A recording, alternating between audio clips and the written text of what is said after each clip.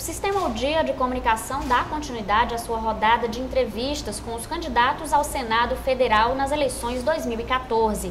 São 6 candidatos e o critério de sequência das entrevistas é a ordem alfabética. Seguindo essa ordem, nosso entrevistado é o professor Geraldo Carvalho, do Partido Socialista dos Trabalhadores Unificado, o PSTU.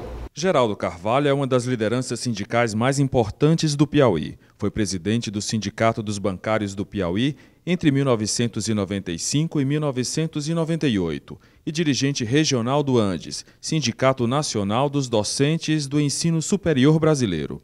Foi dirigente do PT e da CUT no Piauí, mas rompeu com estas siglas na década de 1990, por causa da adaptação das mesmas à lógica da exploração capitalista. Ingressou no PSTU em 1997 e foi candidato a governador em 1998, 2002 e 2010. Ainda em 2010, participou da criação da Central Sindical e Popular com Lutas. Geraldo é graduado em Ciências Sociais e mestre em Educação pela Universidade Federal do Piauí. Foi professor do Liceu Piauiense e hoje é professor de Sociologia na Universidade Federal do Piauí, em Floriano. As perguntas elaboradas para essa entrevista estão relacionadas principalmente às intenções e propostas do candidato caso eleito, mas elas também se referem à trajetória política, linha ideológica e à opinião do candidato sobre vários assuntos. Seja bem-vindo, professor Geraldo Carvalho. Eu começo perguntando sobre o tempo de propaganda no rádio e na TV dos candidatos do PSTU. Alguns candidatos, como o senhor, vai ter um tempo muito reduzido de propaganda se comparado a outros candidatos que conseguiram reunir uma grande coligação. O que essa diferença representa na conquista pelo voto dos eleitores? De fato, o tempo na televisão, o tempo de propaganda dos candidatos é muito desigual, portanto, é uma situação muito injusta, porque alguns candidatos controlam a maior parte do tempo e os candidatos sem representação no Congresso Nacional, como é o caso do nosso partido, acabam ficando com menor tempo. Mas a nossa campanha ela está voltada, sobretudo, para o fortalecimento das lutas dos trabalhadores, das trabalhadoras e da juventude do nosso Estado e do nosso país. A candidatura de Zé Maria de Almeida à presidência da República, a candidatura de Daniel Solon a governador do Estado do Piauí, com a nossa vice, Solimar Silva, elas estão, e todas as candidaturas proporcionais, estão a serviço dessa premissa que é o fortalecimento das lutas cotidianas da nossa classe por emprego, por salário, por terra no campo, por moradia, saneamento básico, saúde, educação e transporte público. Em segundo lugar, as nossas candidaturas, as candidaturas do PSTU, estão a serviço da construção de uma alternativa socialista para o nosso Estado e para o nosso país. Ainda falando sobre propaganda, diante desse tempo muito reduzido, como é que o senhor pretende levar, então, a mensagem do partido, dos candidatos aos trabalhadores, diante de um tempo tão reduzido no rádio e na TV? Qual é a estratégia? Bom, nós vamos usar esse tempo que nós temos da melhor forma possível e direcionar a nossa campanha para discussão com a classe trabalhadora sobre as propostas que o partido está discutindo no Estado e nacionalmente, como forma de saída para a crise em que se encontra o país e que se encontra o Estado, na perspectiva da nossa classe. Nós queremos discutir, por exemplo, a agricultura familiar, a reforma agrária sob o controle dos trabalhadores, em contraposição às propostas dos outros 2 candidatos ao Senado, o Wilson Martins e Elmano Ferro, que, na verdade, esses candidatos representam nessa campanha os interesses dos industriais, da FIEP, dos comerciantes, do Estado, do agronegócio e da família Claudino e da família Nogueira. Então nós queremos discutir, nós vamos focalizar a nossa discussão direcionada para a classe trabalhadora, para a juventude, para as pessoas que trabalham, que constroem a riqueza desse país, desse Estado, mas que infelizmente não usufruem dessa riqueza produzida por eles. Mas ainda sobre chegar nos eleitores, considerando que são só 30 segundos, inclusive, para o candidato a governador, vocês pretendem buscar alternativas para chegar a esse eleitor? Sim. Redes sociais e falar com o eleitor diretamente? Sim, nós vamos trabalhar de forma mais intensa as redes sociais. É um importante instrumento hoje de comunicação, com a juventude sobretudo. Nós vamos também trabalhar a questão das visitas e do corpo a corpo, das caminhadas, das panfletagens nas praças, nos bairros populares, operários, nas estruturas operárias que tem a nossa cidade de Teresina e o estado do Piauí. Então nós vamos trabalhar preferencialmente dialogando diretamente com os trabalhadores, com as trabalhadoras. Obrigada, candidato, por aceitar o nosso convite. Dando sequência às perguntas, a gente queria saber, atualmente, existem 4 partidos, né, de ideias, que defendem ideias comunistas e socialistas aqui no Piauí. E qual é a dificuldade para que essas legendas se reúnam em uma coligação e consigam, assim, um tempo maior de comunicação com os leitores, inclusive nos programas na TV e no rádio? Olha, é muito importante você fazer a diferenciação do marco ideológico. Nós temos como limite para as alianças eleitorais o PSOL e o PCB. Achamos que são organizações políticas que estão no mesmo campo de batalha, de luta, né? Nós estamos no dia a dia nas lutas sociais, sindicais, populares, e nós também fazemos um esforço para que essa unidade se dê também no terreno das eleições. Infelizmente, nem sempre é assim. O PSOL, por exemplo, nós temos coligações em 9 estados. O estado do Piauí não foi possível. A gente respeita os limites dos partidos e a gente segue construindo a nossa luta. O importante é que a gente demarque bem a diferença com o campo da direita, com o campo dos partidos tradicionais, né? Aqueles que defendem os empresários, os interesses das empreiteiras, dos grandes grupos econômicos, dos banqueiros. E a gente vai manter o nosso campo de classe independente, né, com um programa voltado para as demandas populares, para as demandas da classe trabalhadora e fortalecimento à construção de uma alternativa socialista para o nosso país. Existiu, por parte do PSTU, o interesse, a intenção de coligar-se com o PSOL e com o PCB? Sim, existiu, foi demonstrado isso, tivemos algumas conversas, né, mas não houve interesse. Nacionalmente também é importante que se diga, nós temos uma preocupação muito grande com o nosso programa.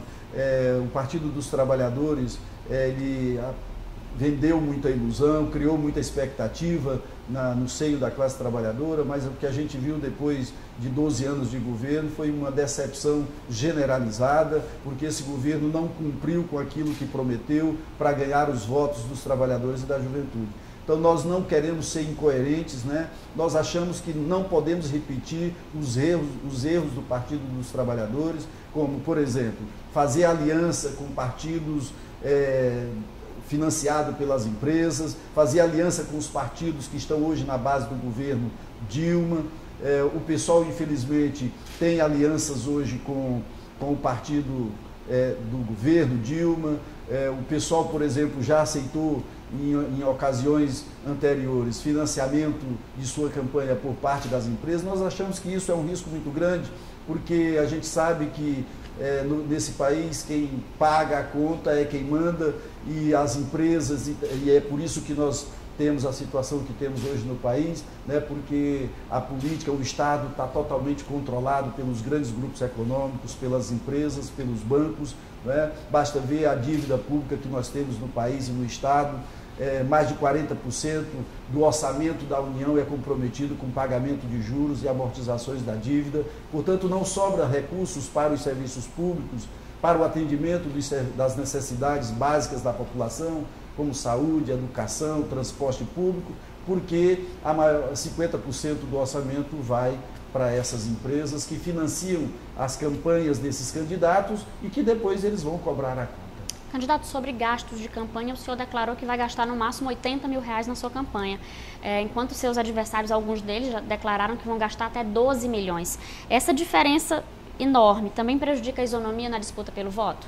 Disputa, sim, sem dúvida alguma. Os candidatos estão declarando aí 20 milhões, 12 milhões, 10 milhões, 5 milhões, só se ouve falar de milhões. E aí a gente pergunta, né? De onde eles vão tirar esse dinheiro? De onde o Wilson Martins vai tirar os 20 milhões para financiar a sua campanha? Do seu bolso, com certeza não é, do bolso dos trabalhadores, vai tirar do dinheiro público, as empresas vão financiar a sua campanha, os bancos, e depois vão cobrar a conta, né? E o governo vai ficar comprometido com esses financiadores. A mesma coisa o Elmano Ferrer. O Elmano, a gente sabe que é o candidato da família Claudino, da família Nogueira, no Piauí, que são dois grupos que, essas duas famílias representam os interesses de dois grandes grupos econômicos, né? E que esses candidatos, se eleitos, eles vão ser, não só pelo financiamento, mas por todo o comprometimento com as empresas, com esses grupos, vão ser representantes dos interesses desses grandes grupos e não dos interesses da maioria da população do nosso Estado. O senhor, de certa forma, respondeu, mas, na sua opinião, qual a consequência disso quando os candidatos são eleitos, quando eles aceitam receber financiamento privado de campanha? Exatamente. Quando os candidatos, aquilo que eu disse, quem financia, quem paga a conta é quem manda. Então, se esses candidatos vão eleitos com o financiamento privado, depois eles vão estar comprometidos com aqueles que financiaram sua campanha e não com os trabalhadores, não com os serviços públicos demandados pela população trabalhadora, como saúde, educação. E é por isso que a gente vê o caos no serviço público, né? O Wilson Martins, por exemplo, o que ele deixou enquanto governador do Estado de legado para a saúde foi a construção de um hospital privado, de uma clínica privada, de uma clínica para ele, dele, né? E isso, sem dúvida, com financiamento do Banco do Nordeste, portanto, com financiamento público. Portanto, os hospitais, o que a gente vê nos hospitais públicos é falta de atendimento, falta de UTIs, falta de medicamentos, falta de consultas, inclusive. Portanto, os hospitais públicos vivem uma situação de abandono, né? Enquanto que o setor privado crescendo, porque a prioridade tem sido com o setor privado, que é o que nós chamamos de privatização do Estado, né? O Estado hoje vive privatizado. Os grandes grupos econômicos, financeiros, se apropriaram do Estado, digo do Estado de um modo geral, e colocaram esse Estado a serviço dos seus interesses, esquecendo completamente a população trabalhadora.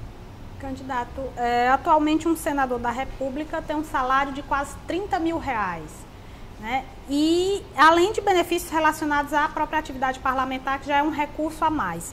O que o senhor acha dessa quantia se comparada ao salário da maioria dos brasileiros? Pois aí podemos ver duas coisas. Primeiro, como eu já disse, o senador Wilson Martins está dizendo que vai gastar 20 milhões em sua campanha. Como é que ele vai tirar esses 20 milhões com um salário de R$30 mil, né? Então isso aí é a demonstração clara de que os recursos da campanha dele virão das empresas, das empreiteiras, do agronegócio, né? E que, portanto, isso já compromete a ação de um mandato que ele vem a exercer.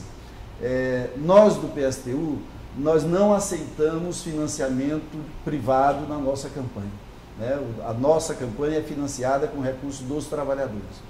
Esse salário do senador, esse salário dos parlamentares, de um modo geral, não fica com os parlamentares do PSTU. O salário de um parlamentar do PSTU é o salário dele, da atividade que ele exerce. Por exemplo, eu, como professor universitário, eleito senador, vou continuar com o meu salário de professor universitário. O restante dessa verba fica com o meu partido, e o meu partido vai investir isso nas lutas, no fortalecimento das lutas dos trabalhadores e da juventude. Existe uma formalização disso que o senhor está falando? Ou seja, de que forma o eleitor pode ter a certeza de que isso vai realmente se concretizar depois de uma eleição? Primeiro que os candidatos do PSTU são militantes históricos, são pessoas que têm tradição no partido, que têm toda uma história de luta e, portanto, um compromisso público com a luta dos trabalhadores e com as demandas da nossa classe. Em segundo lugar, quando a gente quando o partido lança a candidatura, oficializa a candidatura, a gente assina um documento, um termo de compromisso, assegurando o repasse desses recursos para o partido, limitando, portanto, o nosso salário ao salário da atividade que a gente exerce profissionalmente. Como é que o senhor avalia a atuação dos atuais 3 senadores da República que representam o Piauí? Muito pífia, né?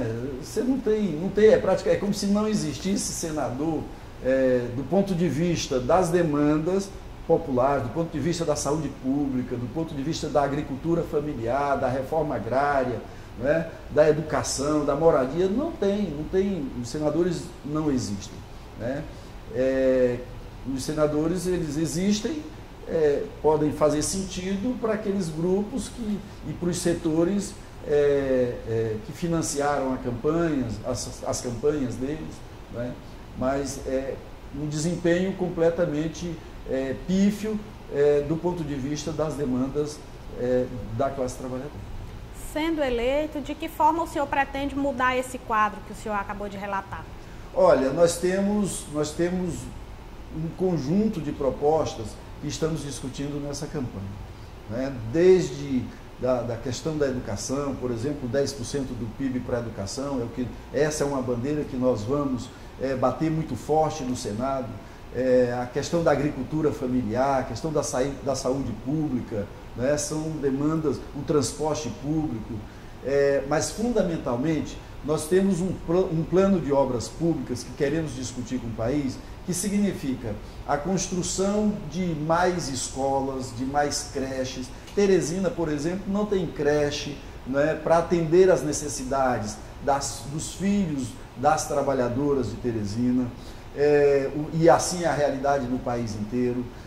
Construção de estradas no campo, por exemplo, para o escoamento da produção da agricultura familiar, construção de saneamento básico, a questão da convivência com o semiárido, né? A água, que é um dos problemas crônicos do nosso estado, a questão da seca.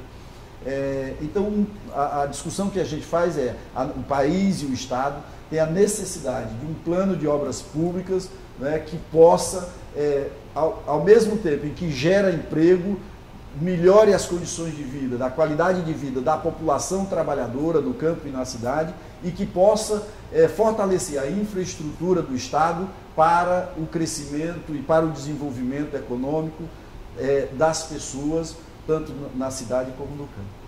Agradecer ao professor Geraldo Carvalho, que é candidato a senador pelo Partido Socialista dos Trabalhadores Unificado, PSTU. Muito obrigado, professor. Tá bom, obrigado também.